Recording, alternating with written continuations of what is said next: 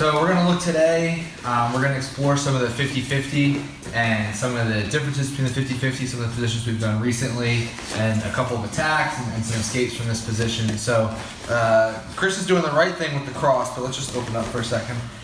So we call this position the 50-50 because it's an equal position. We both have the same thing. We're in mirror positions of each other. And what can get dangerous in the 50-50 is if there's something that I want or something that I'm going to attack, he can also attack it.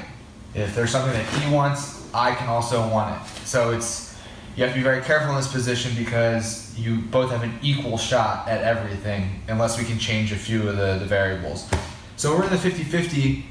The big component that is equal is that if Chris tries to stand up, I have a good ability to knock him back down. And if I try to stand up, he's got the same thing, right? When we were talking last week about the outside ashi, and that would be here, right? A very similar position, but his foot's on the outside. As it relates to the 50-50, we talked about last week how this is easier for him to stand up. When he tries to stand up, it's much more difficult for me to knock him back over, right? So when we're in the 50-50, if Chris wants to try to stand up, I want to keep his foot on this side, and I'm going to use my foot over the top to knock him back down. Right, we're just going to switch to the other side. So 50-50, remember the difference here, if we're in the outside ashi, this is where Chris can stand, but it's also where I have more of an ability to attack than he does. The main thing that we want to attack with in the 50-50 is the inside heel. You don't have to do the other side so you can see the attack. Right, my goal is to attach my heel hook grip here, looking to finish from this position. But like I said before, when we're in the 50-50, if I can attack the inside heel, so can Chris. And I really don't want to play who pops first. I don't want to play who can withstand it the longest, right? So if I want to set up my inside heel, I want to do a few things to protect myself from him attacking at the same time. One thing I can do is I can cross over and then hide underneath. Right, so I can be here and I'm hiding my legs. I crossed over so he can't attack mine. And if I was just to leave this foot out, he can start threatening like a straight foot lock. So I want to hide it as best I can to prevent him from attacking here. Establish my grip and look to finish.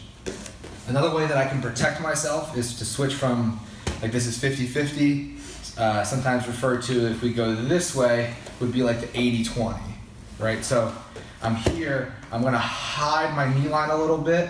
So now if Chris tries to attack, there's not a lot that he can grab, right? He doesn't, oh, I'm sorry, buddy, he hit you right in the head.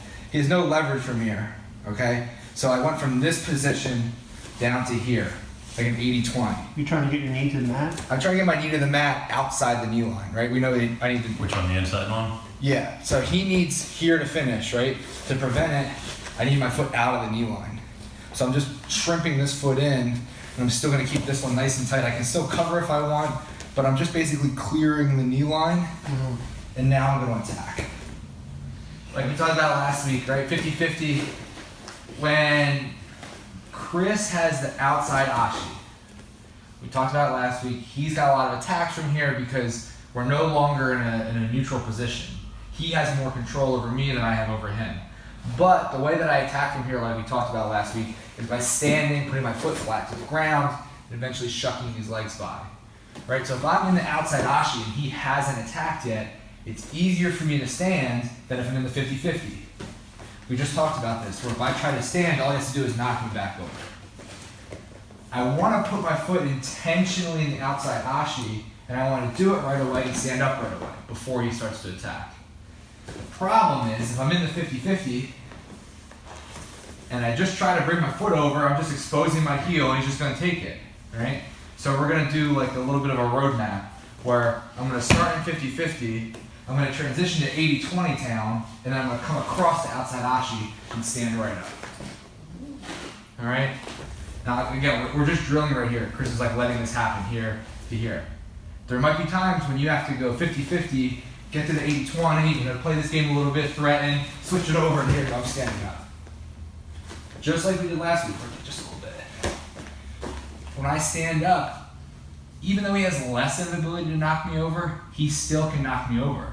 We talked about this last week, where if he knocks me over, he's really got a good position here to start attacking the outside or the straight foot lock. So as I stand up, I need pressure in. I don't want to give him the ability to knock me over, and I want to free my legs. Let's rotate. Remember, I'm keeping this foot flat on the ground so he can't threaten, but he still has part of the control. So as I keep pressure, I want to start kicking this leg straight back and away from his control. I can start working on my passes, leg leave, all that good stuff from here.